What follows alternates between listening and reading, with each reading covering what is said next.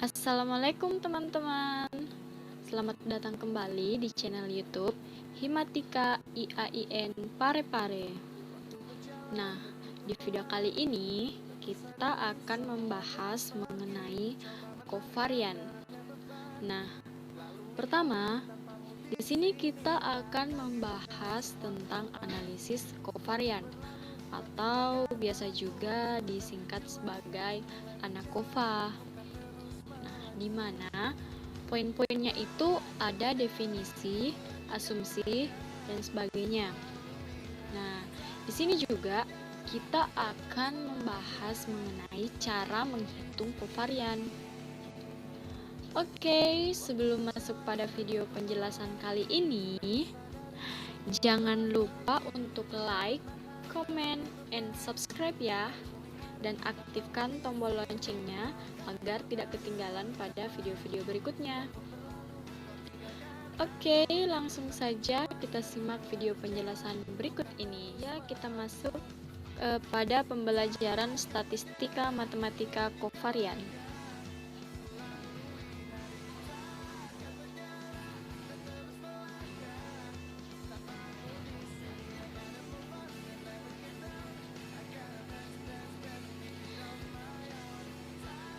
Nah, di sini kita akan membahas mengenai ANAKOVA yang pertama ya, di mana poin-poinnya itu ada definisi, asumsi, dan kita juga akan membahas mengenai cara menghitung kovarian.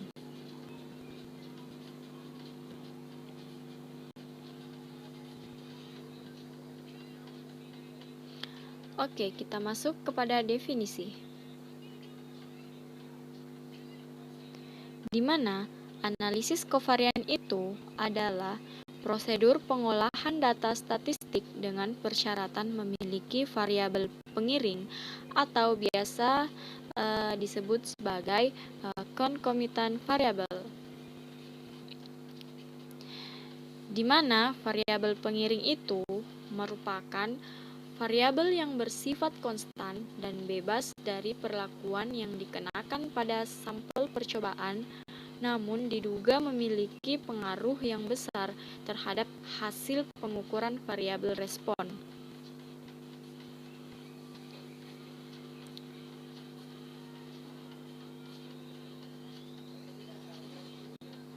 Jika kolerasi tersebut tidak signifikan atau variabel pengiring tidak independen dari perlakuan yang dikenakan, itu pada sampel percobaan itu, maka jikanya itu error pada analisis kovarian sama saja dengan jika error pada analisis varian. Nah, di sini analisis kovarian ini atau ANAKOVA itu merupakan penggabung antara uji komparatif dan korelasional. Dan ANAKOVA itu juga menguji perbandingan sekaligus hubungan atau menghubungkan. Nah, di sini membandingkan variabel tergantung Y ditinjau dari mana, ditinjau dari variabel bebas atau biasa disimbolkan X1 sekaligus dengan variabel bebas lainnya atau X2. Nah, variabel X2 ini dipakai memprediksi dinamakan dengan kovarian.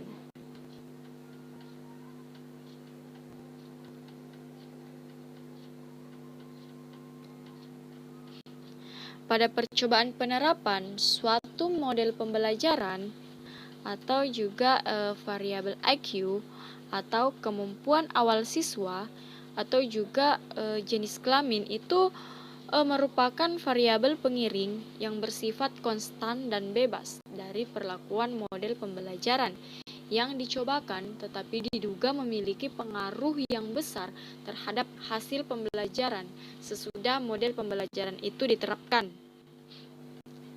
Nah, yang jadi pertanyaan di sini, apakah pretest itu merupakan variabel pengiring? Nah, tentu saja jawabannya tidak. Mengapa? Karena materi pretest ini adalah materi yang akan dipelajari dan dirancang setara dengan materi posttest. Nah, pada penelitian berjenis eksperimen semu ini atau juga kuesi eksperimen itu analisis kovarian itu kerap digunakan. Di mana karakteristik variabel itu pada pengujian ANACOVA itu ada 3, yaitu variabel tergantung Y itu biasa dinamakan sebagai kontinum, dan variabel bebas X1 itu dinamakan dengan kategorikal, dan variabel bebas X2 itu juga dinamakan kontinum.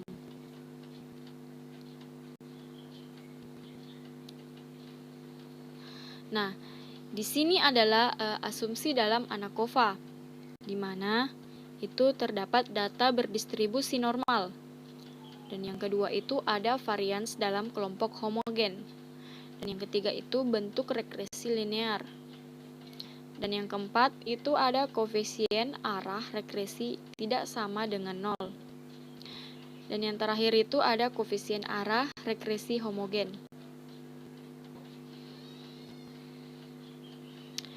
Oke, selanjutnya kita masuk kepada cara menghitung kovarian. Nah, sebelumnya kita harus tahu dulu kovarian itu apa. Nah, di sini saya akan menjelaskan sedikit mengenai kovarian, di mana kovarian itu adalah sebuah perhitungan statistik yang membantu Anda memahami hubungan antara dua gugus data. Nah, misalnya di sini antropolog sedang meneliti tinggi dan berat badan suatu populasi penduduk pada suku tertentu. Nah, untuk tiap orang yang diteliti itu angka titik dan berat badan dimasukkan dalam pasangan data itu dinamakan XY. Nah, di sini angka-angka ini dapat dimasukkan ke dalam rumus standar untuk menghitung relasi kovarian. Nah, di sini pertama-tama kita akan menjelaskan cara menghitung kovarian dari suatu gugus data. Oke, kita masuk pada menghitung kovarian secara manual dengan rumus standar, seperti yang ada pada gambar tersebut.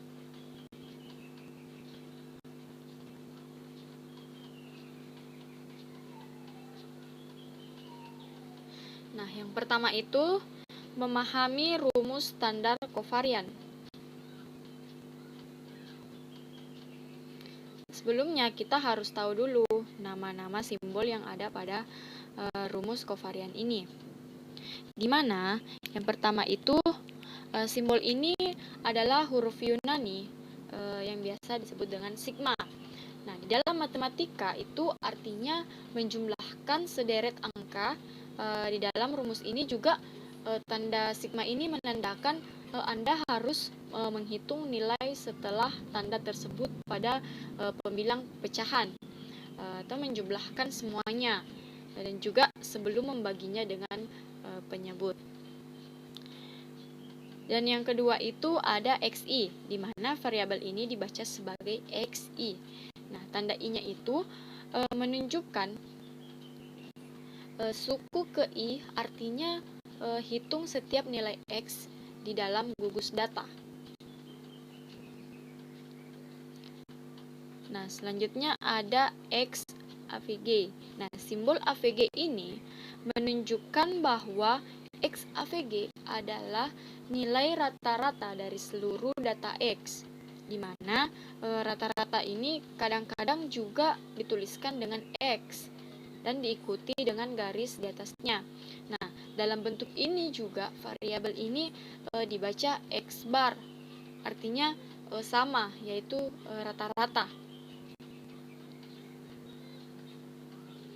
Nah, yang selanjutnya itu ada YI. Nah, variabel ini dibaca sebagai YI. Tanda I itu juga menunjukkan suku ke I, artinya hitung setiap nilai Y di dalam gugus data. Nah, selanjutnya itu ada YAVG. Nah, di mana simbol AVG-nya ini juga menunjukkan bahwa YAVG itu adalah nilai rata-rata dari seluruh data Y, di mana rata-ratanya juga ini kadang-kadang juga dituliskan dengan Y diikuti dengan garis di atasnya. Dalam bentuk ini juga variabel ini dibaca Y bar, artinya sama yaitu rata-rata. Selanjutnya itu ada N. Nah, variabel ini menunjukkan jumlah data di dalam gugus data. Nah, ingat bahwa di dalam kovarian itu satu data terdiri dari nilai X dan nilai Y. Nah, di mana nilai N-nya itu adalah jumlah pasangan data, bukan jumlah data secara individu. Nah, kita masuk pada menyiapkan tabel data. Nah, ini adalah tabel datanya ya, yang sudah tercantum pada gambar. Nah, sebelum mulai mengerjakan, kelompokkan data-data Anda dulu. Nah, di sini kita buat tabel yang terdiri dari 5 kolom.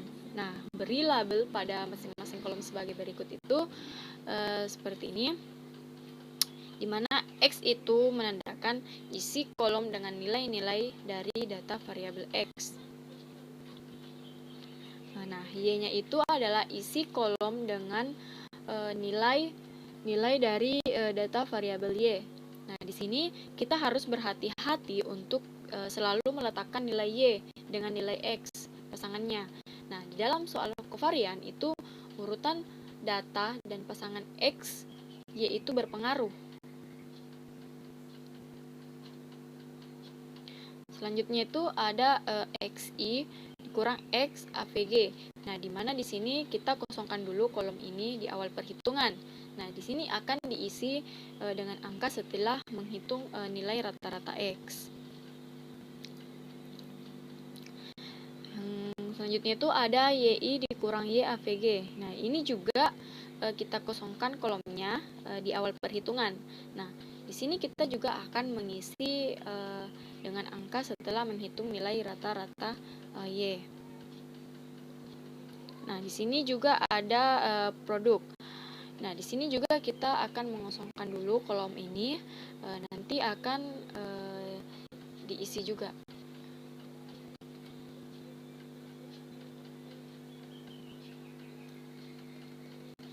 Nah, selanjutnya kita menghitung rata-rata X dulu. Seperti ini. Nah, gugus data dalam contoh ini terdiri dari 9 angka. Nah, untuk menghitung rata-rata, kita jumlahkan semua dan bagi dengan 9. Nah, hasilnya itu adalah di mana 1 ditambah 3 ditambah 2 tambah 5 ditambah 8 ditambah 7 ditambah 12 ditambah 2 dan ditambah 4 itu hasilnya sama dengan 44. Nah, setelah kita bagikan dengan 9, rata-ratanya itu akan muncul 4,89. Nah, nilai ini juga akan digunakan sebagai X AVG pada perhitungan selanjutnya. Nah, kita masuk pada menghitung nilai rata-rata Y. Seperti ini. Nah, di sini kolom Y itu seharusnya juga berisi 9 data. Nah, sama dengan jumlah data X. Nah, dihitung rata-rata ini dari angka-angka ini. Ini juga untuk gugus data yang tadi. Nah, jumlahnya itu adalah 8 ditambah dengan 6 ditambah 9 ditambah 4 ditambah 3 ditambah 3 ditambah 2 ditambah 7 ditambah 7 lagi itu sama dengan 49. Nah, setelah dibagi dengan 9 itu rata-ratanya itu adalah 5,44. Nah, gunakan nilai 5,44 ini sebagai nilai Y AVG pada perhitungan selanjutnya. Oke, kita masuk pada menghitung nilai XI dikurang X AVG. Nah, untuk setiap angka dalam kolom X ini, kita cari selisih antara angka tersebut dengan nilai rata-ratanya. Nah, untuk contoh soal ini artinya kita harus mengurangkan 4,89 dari setiap nilai X. Nah, jika nilai X-nya itu semula kurang dari rata-rata, hasilnya akan negatif. Nah, jika nilai X ini semula lebih dari rata-rata, hasilnya juga akan positif. Nah, di sini kita harus berhati-hati dengan tanda negatif di dalam suatu perhitungan. Nah, pada contoh ini, di sini nilai pertama pada kolom X itu adalah 1, di mana nilai yang kita masukkan itu pada baris pertama kolom XI dikurang X AVG itu adalah 1 dikurang 4,89 itu sama dengan min 3,89. Nah, di sini kita ulangi proses ini untuk setiap angka. Dengan demikian, angka pada baris kedua itu adalah 3 dikurang 4,89 itu sama dengan min 1,89. Nah, pada baris ketiga juga seperti itu. 2 dikurang 4,89 sama dengan min 2,89. Nah, ini kita lanjutkan proses ini untuk semua angka. Jadi ke-9 angka ini pada kolom ini seharusnya adalah min 3,89, dan yang di kolom kedua itu min 1,89, min 2,89, 0,11, 3,11, 2,11, dan 7,11, dan juga min 2,89 dan min 0,89. Oke, kita masuk pada menghitung nilai YI dikurang Y AVG. Nah, pada kolom ini kita lakukan pengurangan yang sama juga. Nah, dengan menggunakan nilai Y dan rata-rata Y. Nah, jika nilai Y ini semula kurang dari rata-rata, maka hasilnya itu akan negatif. Nah, namun jika nilai Y ini semula lebih dari rata-rata, itu hasilnya pun akan positif. Nah, hati-hati juga dengan tanda-tanda negatif di dalam perhitungan. Oke, pada baris pertama dengan demikian bisa dihitung dengan 8 kurang 5,44 itu sama dengan 2,56. Nah, di baris kedua juga seperti itu. 6 dikurang 5,44 sama dengan 0,56. Nah, ini juga dilanjutkan pengurangannya sampai baris terakhir. Nah, ketika perhitungan itu selesai, ini ke-9 angka ini dalam kolom ini adalah 2,56, 0,56, 3,56, min 1,44, min 2,44, min 2,44 lagi, dan min 3,44, 1,56 dan 1,56 lagi. Oke. Selanjutnya kita masuk pada menghitung perkalian pada setiap baris data. Nah, di sini isi baris-baris pada kolom terakhir dengan hasil perkalian dari dua kolom sebelumnya itu, yaitu kolom XI dikurang X AVG dan kolom YI dikurang Y AVG. Nah, di sini saya ingatkan lagi, kita harus berhati-hati dalam mengerjakan atau mengalihkan dua angka pada baris yang sama. Ya, di sini kita juga harus memperhatikan tanda negatif dalam suatu perhitungan. Nah, di sini pada baris pertama dalam kolom ini XI dikurang X AVG itu bernilai min 3,89 dan YI dikurang Y AVG itu bernilai 2,56. Nah, di mana hasil perkalian dari kedua angka ini adalah min 3 di koma 89 dikali dengan 2,56 itu sama dengan min 6,96. Nah, untuk baris kedua juga itu kita kalikan dua angka tersebut. Min 1,88 dikali dengan 0,56 sama dengan min 1,0,6. Nah, teruskan pengalian ini, dikalikan baris per baris sampai data terakhir. Nah, kalau sudah selesai itu hasilnya pada kolom ini seperti yang tercantum pada gambar tersebut. Oke, kita masuk pada menjumlahkan seluruh angka pada kolom terakhir. Nah, pada kolom terakhir ini, kali ini kita gunakan simbol sigma. Nah, setelah melakukan semua perhitungan, sekarang kita jumlahkan hasilnya. Nah, untuk contoh pada gambar ini, gugus data ini, kita mempunyai 9 angka pada kolom terakhir. Nah, kita jumlahkan seluruh 9 angka ini, tapi kita juga harus berhati-hati dengan tanda-tanda pada setiap angka, positif atau negatifnya. Nah, kita jumlahkan, maka menghasilkan min 64,57. Nah, kita tuliskan angka total ini pada baris bawah kolom. Nah, nilai ini adalah nilai pembilang pada rumus standar kovarian. Oke, sampai sini mungkin teman-teman bisa paham. Lanjutnya kita masuk pada menghitung penyebut pada rumus kovarian. Nah, di sini kita baru saja menyelesaikan menghitung nilai pembilang pada rumus standar kovarian. Nah, di sini penyebut pada rumus ini juga ditunjukkan dengan n kurang 1. Nah, yang artinya itu kurang 1 itu dari jumlah pasangan data dalam gugus data Anda.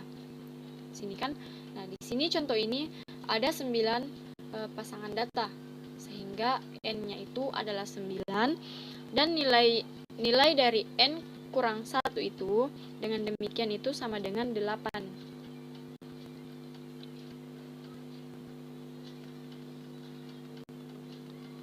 Oke, kita lanjut kepada membagi pembilang dengan penyebut. Nah, langkah terakhir ini dalam menghitung kovarian itu adalah membagi suatu pembilang, di mana sigma xi dikurang x avg dan yi kurang y avg itu dengan penyebut n dikurang 1. Nah, di sini hasil pembagiannya kan adalah kovarian dari data tersebut. Nah, untuk contoh ini perhitungannya itu seperti ini. Min 64,57 itu per 8 hasilnya itu sama dengan min 8,007. Nah, oke, sebelum kita masuk pada menginterpretasi hasil kovarian, saya harap teman-teman sekalian paham dengan penjelasan yang sebelumnya. Oke. Yang pertama itu kita akan membahas melihat hubungan positif atau negatif. Nah, sebelumnya kan kita sudah tahu bahwa kovarian itu adalah sebuah nilai statistik yang menunjukkan hubungan antara satu gugus data dengan yang lainnya. Nah, pada contoh yang diberikan di awal tadi, yang diukur itu kan hanya tinggi dan berat badannya. Nah, oke, kita bayangkan bahwa saat seseorang tumbuh semakin tinggi, nah berat badannya juga itu akan otomatis pasti ikut naik, sehingga yang didapatkan nilai kovarian itu adalah positif. Nah, sini saya berikan contoh lain lagi. Misalnya kita kumpulkan data beberapa jam seseorang berlatih golf dan skor yang diperolehnya. Nah, dalam kasus ini kita bisa mendapatkan kovarian negatif. Kenapa? Dalam artian itu semakin lama seseorang berlatih golf, skor golfnya akan semakin rendah. Kenapa bisa seperti itu? Karena di dalam permainan golf itu semakin rendah skor, semakin baik. Nah, kita lihat gugus data yang baru saja dihitung, kan nilai kovariannya itu adalah min 8,07. Nah, tanda negatif berarti saat nilai X naik. Nah, nilainya itu cenderung turun. Kita juga bahkan bisa melihat ini dengan memerhatikan nilai beberapa data. Misalnya, X yang bernilai 1 dan 2 berpasangan dengan nilai Y 7, 8, dan 9. Nah, di mana nilai X-nya itu 8 dan 12 berpasangan dengan nilai Y 3 dan 2.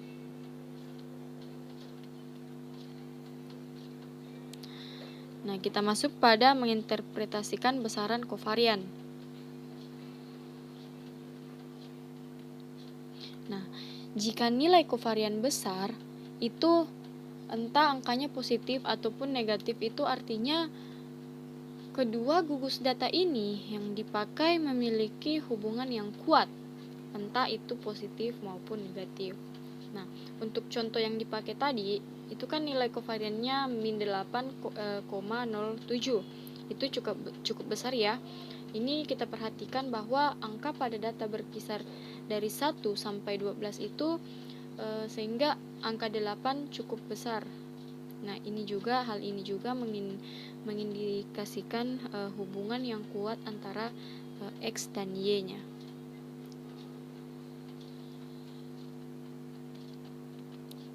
Nah, selanjutnya kita masuk pada memahami tidak adanya hubungan.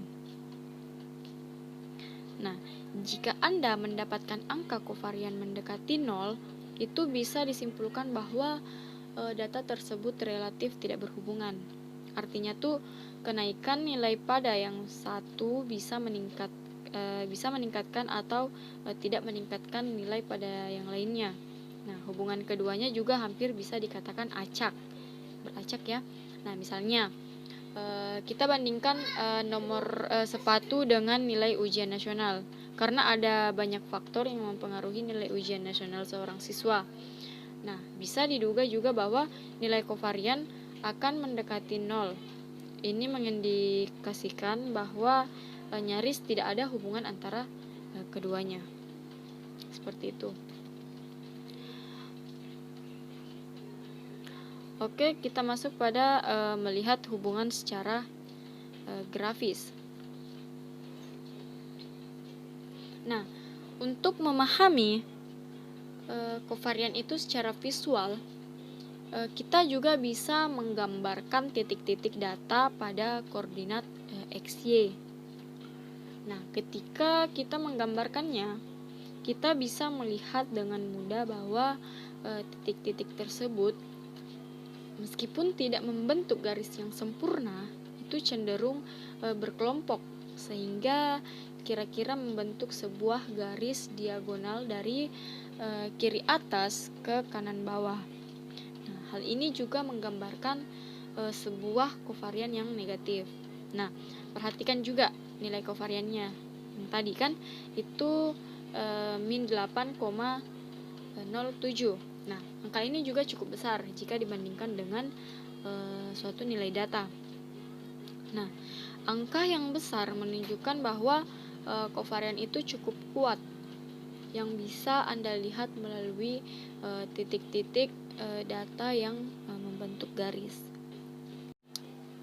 Nah, saya ingatkan bahwa kovarian itu memiliki suatu fungsi terbatas di dalam statistik, karena seringkali kovarian itu dipakai sebagai langkah antara untuk menghitung koefisien korelasi atau angka-angka lain.